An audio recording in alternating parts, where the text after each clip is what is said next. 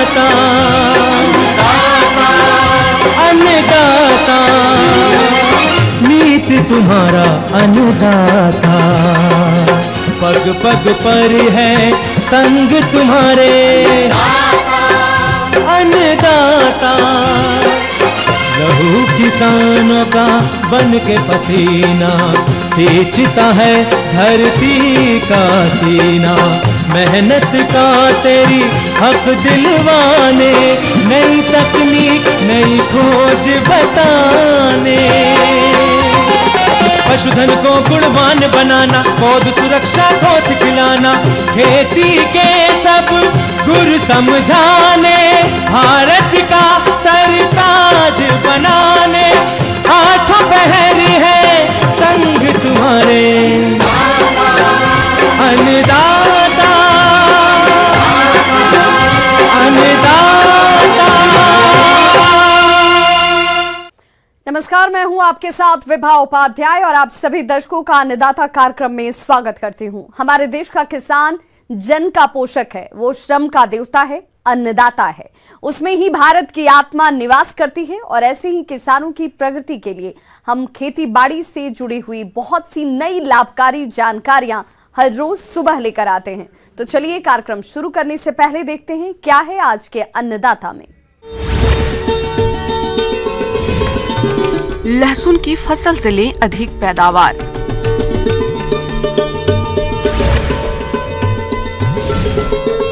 फलों की बागवानी करके कमाएं अच्छा मुनाफा।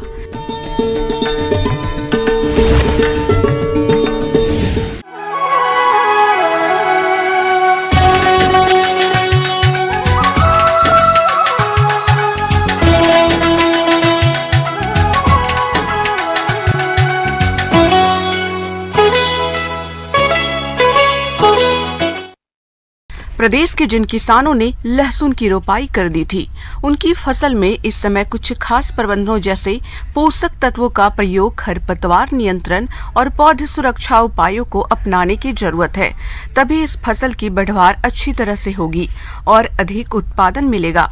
तो चलिए जानते हैं लहसुन की फसल में किए जाने वाले जरूरी कार्यों के बारे में कृषि विज्ञान केंद्र शहडोल के वरिष्ठ वैज्ञानिक डॉक्टर मृगेंद्र सिंह से।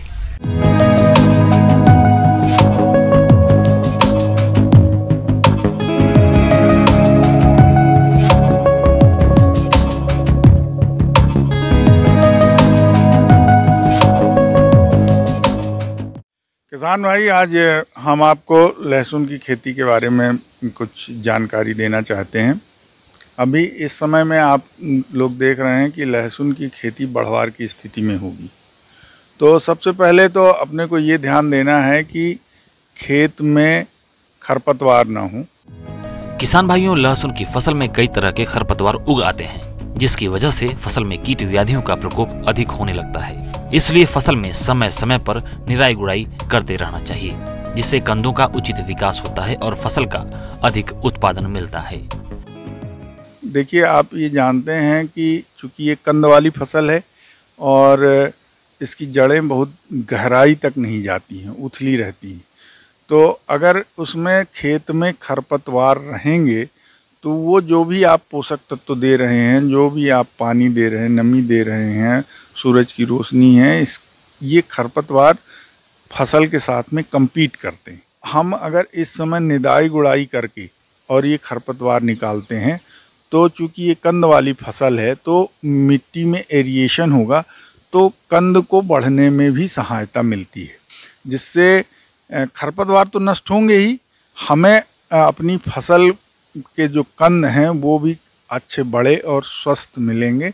तो हमें ये सबसे उपयुक्त समय है कि हम निदाई गुड़ाई करें और उसमें मिट्टी चढ़ाएं। किसान भाई, अगर हम सिंचाई की बात करते हैं तो आप ये समझिए कि चूँकि हमने आपको पहले भी बताया है कि ये एक तो कंद वाली फसल है, इसकी जड़ें बहुत गहराई तक नहीं जाती हैं। कई बार हमको ये भी देखने पे आता है कि अगर उसमें ऑर्गेनिक मैटर कम है, उसमें हमने गोबर की खाद या इसकी मात्रा कम अप्लाई किया है, तो जल्दी जल्दी पानी की आवश्यकता। अगर हम पानी की मात्रा कई बार अगर हमको देने में देर हो जाती है तो निश्चित रूप से वो आगे जाके उपज में कमी आएगी। लेकिन भूमि के हिसाब से, जैसे अगर आपकी भूमि दोमट है, बलुई है, तो उसमें फ्रीक्वेंट इरिगेशन की ज़रूरत है। मतलब जल्दी जल्दी अंतराल में हमको कम अंतराल में पानी देना है। और अगर भूमि अच्छी है, उसकी वाटर होल्डिंग कैपेसिटी ज़्यादा है, तो हमें पानी देने की कम आवश्यकता होती है। कंदीय फसल होने के कारण लहसुन की फसल में बार बार सिंचाई करने की जरूरत पड़ती है। विशेषकर कंद बनना प्रारंभ होने और कंद के विकास के समय लहसुन की फसल नमी के प्रति अति संवेदनशील होती है। लहसुन की फसल में रोपाई के तुरंत बाद और फिर 7 से 10 दिन के अंतराल पर सिंचाई करते रहना चाहिए। सामान्यतया रबी की फसल में 12 से 13 बार सिंचाई करने की जरूरत होती है। लहसुन की खुदाई से 10 से 15 दिन पहले सिंचाई बंद कर देनी चाहिए। अधिक सिंचाई हमेशा नुकसानदायक होती है, इसलिए फसल में जल भराव नहीं होने देना चाहिए। तो इन चीजों को ध्यान में रख करके हमें अपने इस खेत में सिंचाई की व्यवस्था करनी। लहसुन की फसल में बैंगनी धब्बा रोग, जिसे पर्पल ब्लॉच भी कहते हैं, यह रोग लहसुन उगाने वाले सभी क्षेत्रों में पाई जाती है। इस रोग का कारण अल्टरनेरिया पोरी नामक फफूंद है। बैंगनी धब्बा रोग के लक्षण लहसुन की पत्तियों, तनों और बीज डंठलों पर दिखाई देता है। रोगग्रस्त भाग पर सफेद भूरे रंग के धब्बे बनते हैं, जिसका मध्य भाग बाद में बैंगनी रंग का हो जाता है। रोग के लक्षण के लगभग 2 सप्ताह पश्चात इन बैंगनी धब्बों पर पृष्ठीय बीजाणुओं के बनने से ये काले रंग के दिखाई देने लगते हैं। अनुकूल समय पर रोगग्रस्त पत्तियां झुलस जाती हैं, साथ ही पत्ती और तने गिर जाते हैं, जिसके कारण कंद और बीज नहीं बन पाते हैं। बैंगनी धब्बा रोग की रोकथाम के लिए अच्छी रोग प्रतिरोधक किस्मों के बीज का प्रयोग करना चाहिए और फसल चक्र अपनाना चाहिए। प्रकोप अधिक होने पर फफूंदीनाशक मैंकोजेब की 2 ग्राम मात्रा प्रति लीटर पानी के हिसाब से घोलकर 10 से 15 दिनों के अंतराल पर रोग दिखाई देने पर छिड़काव करते रहें। साथ में आप ये देखें कि इस समय कीड़े, चूंकि तापमान बढ़ रहा है तो कीड़े मकोड़ों का प्रकोप भी बढ़ रहा होगा। इसमें सबसे मुख्य रूप से थ्रिप्स आता है। ये चूसने वाला कीड़ा है। ये थ्रिप्स में आप देखे होंगे कि ये रस चूसने वाला कीड़ा है। ऊपर से पौधा ऐसा प्रतीत होता है जैसे सूख रहा है, और कई बार इसमें स्पॉट भी दिखते हैं। तो किसान भाई इसको देखें। अगर कम मात्रा में है तो आप येलो स्टिकी ट्रैप जो आते हैं, पीले रंग के जो वो आते हैं, उनको आप खेत में लगा दें। चूँकि पीले रंग के प्रति ये कीट आकर्षित होते हैं, तो उसमें जाकर चिपक जाएंगे, तो उससे भी काफ़ी अपने को मदद मिलती है। और साथ साथ में अगर ज़्यादा है, आपको ऐसा लग रहा है कि अत्यधिक मात्रा में है, तो इसमें आप एसीफेट, एसिटामाप्रिड, इमिडाक्लोप्रिड, इन केमिकल्स का आप स्प्रे कर सकते हैं।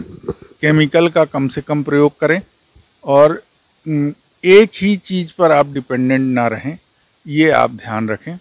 तो इन 2 चीज़ों से अभी बचने की ज़रूरत है कि जो ये रोग आ रहे हैं, ये इनसे आपकी बचत होगी। साथ में कीड़े, जो रसचूसक कीड़े आ रहे हैं, उनसे आपकी फसल अगर बच जाएगी तो आपको अच्छा उत्पादन मिलेगा।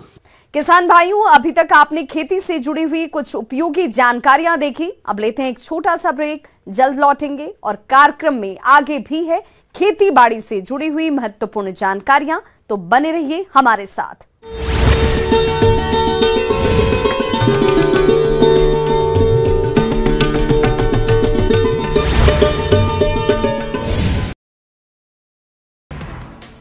आरक्षण पर राज्यपाल के मार्च तक इंतजार वाले राजभवन की सफाई पर कहा 22 और 23 मार्च को सुप्रीम कोर्ट में होगी मामले की सुनवाई। इसी के मद्देनजर आया था राज्यपाल का बयान।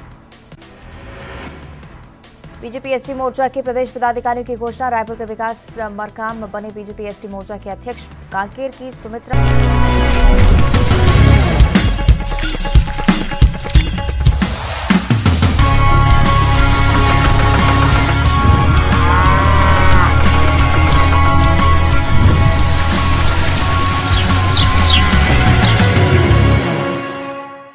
ब्रेक के बाद एक बार सभी दर्शकों का एक बार फिर से अन्नदाता में स्वागत है। चलिए रुक करते हैं अगली कड़ी की ओर।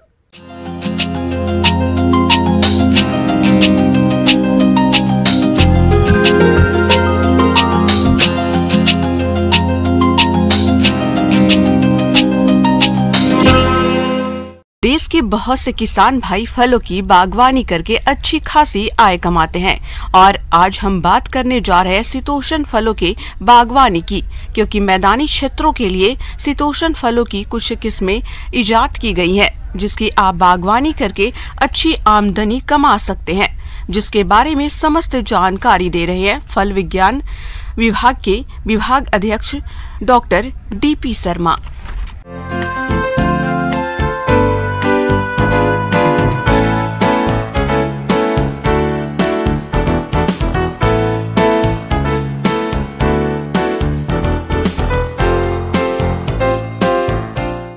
आजकल जैसे सर्वविदित है, जो हमारे टेम्परेट रीजन्स है, जो टेम्परेट फ्रूट्स है, शीतोष्ण फल जिसको हम कहते हैं, जिसमें सेब, आड़ू, प्लम, खुरमानी, चेरी, कीवी, बादाम, पिस्ता आदि फल आते हैं, उनका वितरण हम doctor YS Parmar university of horticulture and forestry Solan से प्रारंभ किया है।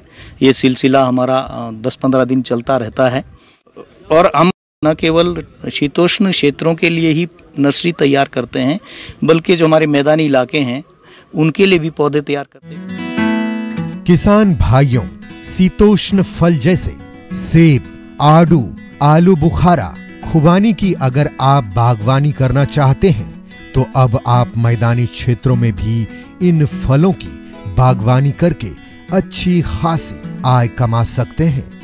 लेकिन आपको बागवानी से पहले इन फलों की उन्नत किस्मों पर विशेष ध्यान देना होगा, जिसके बारे में आइए जानते हैं। खासकर जैसे सेब में हम बात करें, आना और डॉर्सेट गोल्डन खूब डिमांड में हमारे से और बिक रहा है।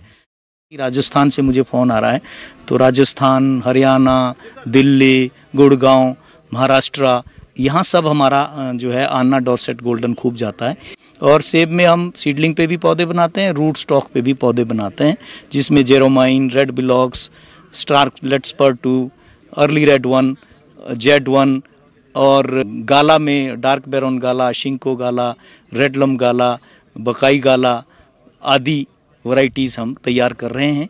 इसके अलावा प्लेन्स के जो हमारे आड़ू है, जैसे शान पंजाब है, शरबती है, प्रताप है, सहारनपुर प्रभात है। बीच में हमारा जो मेजर है जुलाई अल्बर्टा पे फोकस रहता है, जो टेम्परेट की बात करें। और प्लम में हम ब्लैक एम्बर, सेंटा रोजा, फ्रंटियर, रेड ब्यूट आदि पे फोकस रहता है। और खुरमानी में मेजर जो हमारी वैरायटी है वो न्यू कैसल ही रहती है। तो आजकल जो मेजर बात है, जब आप नर्सरी जाते हैं, नर्सरी में पौधे सिलेक्ट करने हैं, उस पर ध्यान देना है। तो जो सबसे बेस्ट प्लांट है वो आप अगर देखेंगे, इसमें आप मोटाई बहुत इंपॉर्टेंट नहीं रखती पौधे की जड़ें बेहद महत्वपूर्ण है, क्योंकि जड़ से ही पौधा उठना है और उसको जड़ें स्वस्थ हो, कोई बीमारी उसमें ना हो, अच्छा वॉल्यूम हो, बल्कि अगर लंबी जड़ें भी है तो उनको लगाते वक्त इतना हम काट भी सकते हैं। एक ठीक तरीके से वो बैठनी चाहिए। ये आप देख रही है कलम है, यहाँ कलम लगी है, कलम के ऊपर कोई 1.5 फुट से ऊपर हमने 1.5-2 फुट के ऊपर पौधा यहाँ काट देना चाहिए, कलम कट लगा के, ताकि वो उसके बाद आगे बढ़ेगा। ये इम्पोर्टेंट बात है। इन चीज़ों का नर्सरी में ध्यान रखने की बात है, इम्पोर्टेंट बात है ये ध्यान रखना चाहिए। और पौधा जब आप ले लिया, गड्ढा बनाएं, 2-2.5 फुट का गड्ढा कम से कम बनना चाहिए। किसान भाइयों, गड्ढों को खोदते समय ऊपर की मिट्टी को एक तरफ और नीचे की मिट्टी को दूसरी तरफ रखते हैं। इसके बाद गड्ढे भरते समय पहले ऊपर की मिट्टी भरनी चाहिए, उसके बाद नीचे की मिट्टी में आगे बताए जा रहे पोषक तत्वों को मिलाकर गड्ढे में भरें। उसमें आधा किलो सिंगल सुपर फॉस्फेट, कम से कम 20 से 30 किलो खूब सड़ा हुआ गोबर मिट्टी में मिला के तब गड्ढा भरा जाए, फिर पौधा लगाया जाए। पौधे का रोपण के वक्त ये हमें ध्यान रखना चाहिए कि जैसे मैंने आपको पहले बताया, ये कलम है, जब आपने पौधा लगाना है ये ध्यान रखना है कि बारिश से बाद लगाए कि बारिश से पहले लगाए। अगर बारिश हो गई है, गड्ढे आपने भरे हुए हैं, तो तौलिया बैठता नहीं है ज़्यादा, परंतु अगर बारिश बाद में होनी है तो जब बारिश होगी तो मिट्टी अपने साथ पौधा भी नीचे खींच लेती है और ये कलम दबने की संभावना रहती है। तो किसान भाइयों को ये विशेष ध्यान देना चाहिए कि हम जब पौधा प्लांट करें, सूखा अगर आपका गड्ढा है तो ज़मीन से तकरीबन आधा फुट 4 से 6 इंच उसको उठा के रखें पहले, तब प्लांटिंग करें। और प्लांटिंग के बाद एटलीस्ट 4 इंच जो पोर्शन है ये वाला आप देख रहे हैं, इतना कम से कम ज़मीन के ऊपर रहना चाहिए उसको लगाने के बाद। तो पौधा अगर ये जो आपका ग्राफ्ट यूनियन है दब जाता है तो यहाँ सड़न लग जाता है और पौधा खराब हो जाएगा। ये विशेष प्लांटिंग के टाइम ध्यान रखने वाली है। ग्राफ्ट यूनियन ऊपर रहे, 1.5-2 फुट पे इसका कट लग जाए। अगर विप है, फेदर के केस में दूसरा रहता है। और जड़ें ठीक ढंग से, जड़ें ऐसे मुड़ी हुई, ऐसे ना कि भी आप लगा दें और ऐसे इस तरह नीचे से जड़ें मुड़ी हुई रहेगी।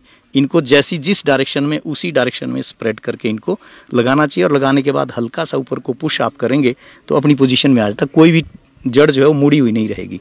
ये ध्यान देने वाली बात है। और थोड़ा पानी 4-4, 5-5 लीटर पौधे में पानी डाल दिया, उसके ऊपर अच्छी सी मल्च कर दी, तो आपको 10-15 दिन पानी देने की जरूरत नहीं है। तो इन सब बातों का ध्यान रखते हुए किसान भाइयों को नई प्लांटेशन करनी चाहिए और अपनी आर्थिकी को सुदृढ़ करें, स्वावलंबी हों, ऐसी मैं कामना करता हूं। आगे और भी हैं खेतीबाड़ी से जुड़ी हुई बहुत सी रोचक जानकारियां, पर यहां रुकेंगे एक छोटे से ब्रेक के लिए, जल्द हाजिर होते हैं।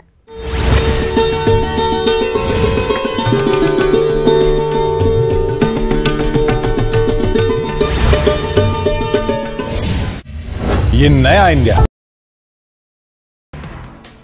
आरक्षण पर राज्यपाल के मार्च तक इंतजार वाले राजभवन की सफाई पर कहा 22 और 23 मार्च को सुप्रीम कोर्ट में होगी मामले की सुनवाई। इसी के मद्देनजर आया था राज्यपाल का बयान। बीजेपी एसटी मोर्चा के प्रदेश पदाधिकारियों की घोषणा। रायपुर के विकास मरकाम बने बीजेपी एसटी मोर्चा के अध्यक्ष। कांकेर की सुमित्रा मारकोले समेत 6 नेताओं को मिली उपाध्यक्ष की जिम्मेदारी। छतरपुर में पंडित धीरेन्द्र शास्त्री को जान से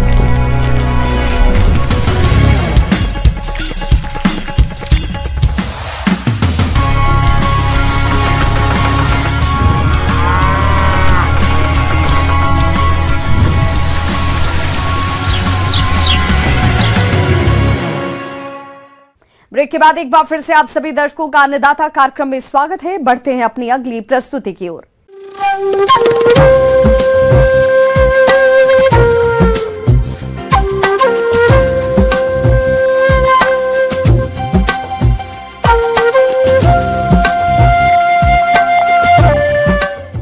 मौसम के अनुसार प्रबंधनों पर ही टिकी है आपकी खेतीबाड़ी, और इसलिए मौसम पूर्वानुमान और उस पर आधारित साप्ताहिक कृषि सलाह इस प्रकार है।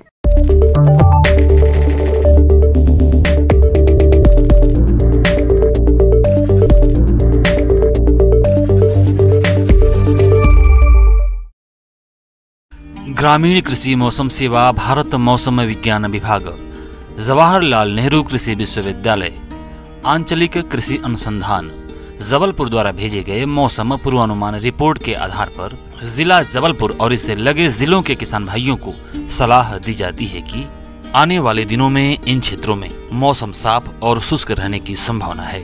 अधिकतम तापमान 31 से 32 डिग्री सेल्सियस और न्यूनतम तापमान 12 से 14 डिग्री सेल्सियस रहने की संभावना है।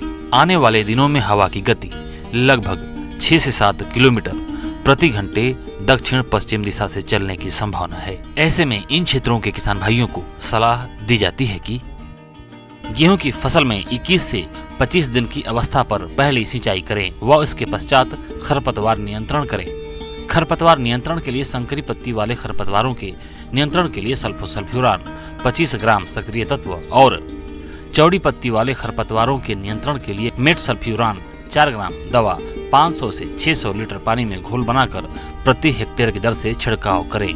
गेहूं की फसल में यदि दीमक कीट का प्रकोप दिखाई दे तो इसके बचाव के लिए किसान भाई क्लोरोपैरिफास 20 सीसी दवा की 2 लीटर मात्रा प्रति एकड़ की दर से 20 किलोग्राम बालू में मिलाकर खेत में शाम के समय छिड़क दें और सिंचाई कर दें। सरसों की फसल की सतत निगरानी रखें।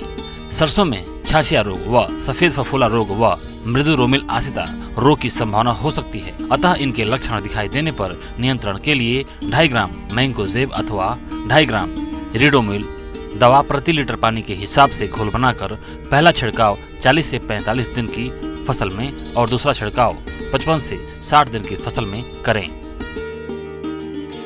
चने की फसल में वाई या टी आकार की खूंटियां गाड़ दें। प्रति एकड़ करीब 40 से 50 खूंटियां गाड़ें, जिस पर पक्षियों के बैठने का स्थान बन जाएगा, जो इल्लियों को चुन चुन कर समाप्त कर देंगी।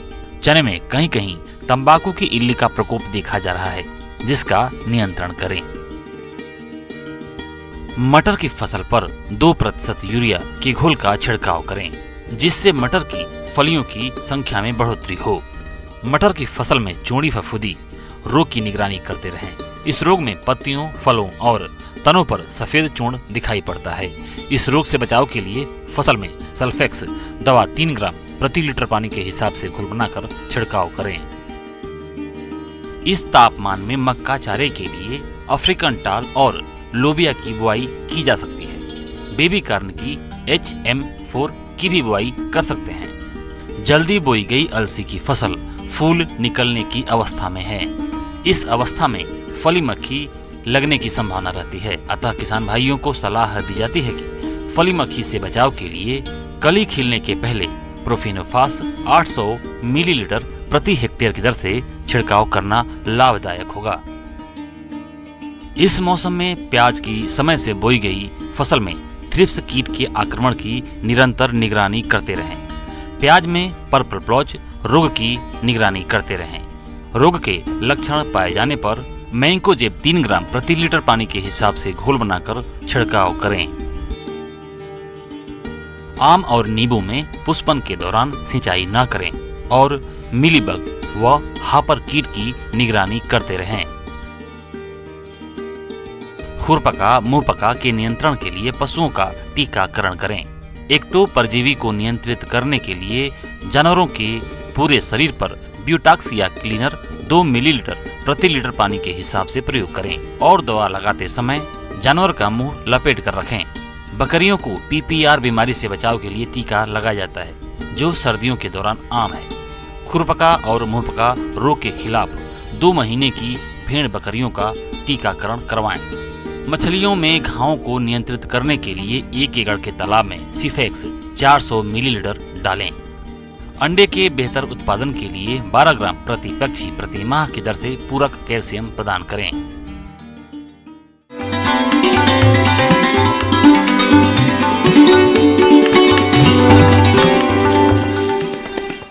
अन्नदाता हेल्पलाइन निःशुल्क फोन संपर्क सेवा के माध्यम से आपके द्वारा पूछे गए प्रश्नों में से 1 या 2 महत्वपूर्ण प्रश्न को हम अपने कार्यक्रम में शामिल करते हैं और इसी के तहत आज किसान का सवाल और उनका जवाब इस प्रकार से है। अन्नदाता निःशुल्क फोन संपर्क सेवा के माध्यम से पूछे गए प्रश्नों में से आज हमने जिस प्रश्न को कार्यक्रम में शामिल किया है उसे पूछा है ग्राम जोवत, जिला भिंड के कृषक महेंद्र ठाकुर ने।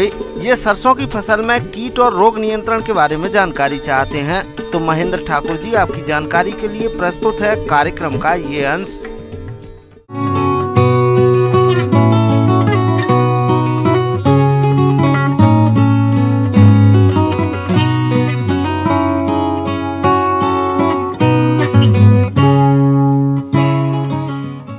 मैं आपको सरसों फसल पर इस समय क्या कीट बीमारी का प्रकोप हो रहा है उसके संबंध में विस्तार से चर्चा करूंगा।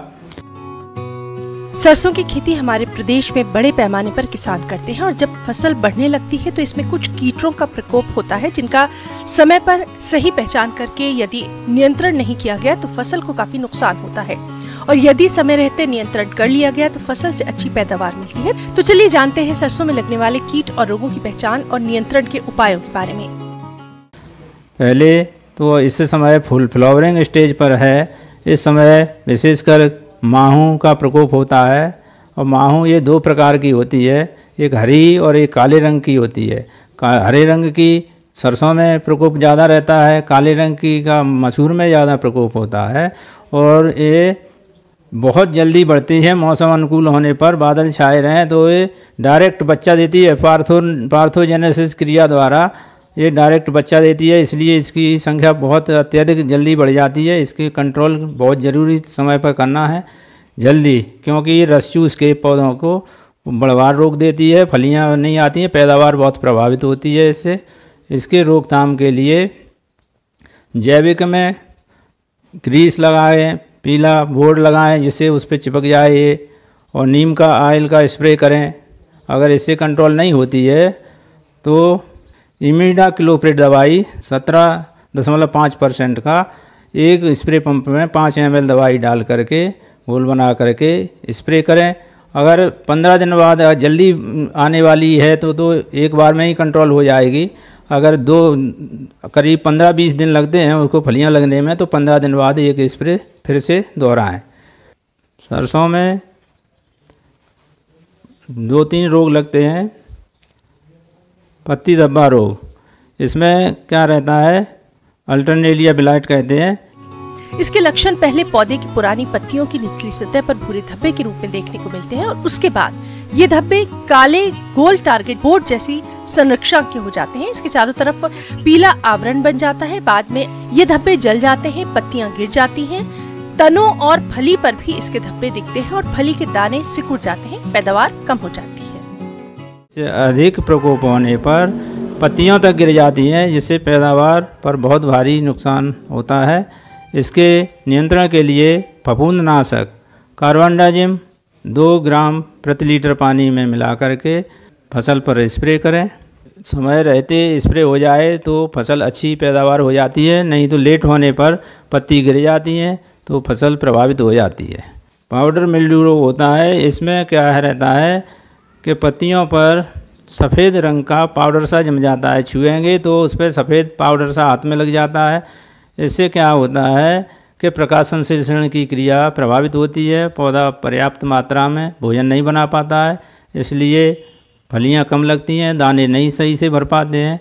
इसके नियंत्रण के लिए किसान भाइयों से निवेदन है कि 2% सल्फर का घोल का छिड़काव कर दें।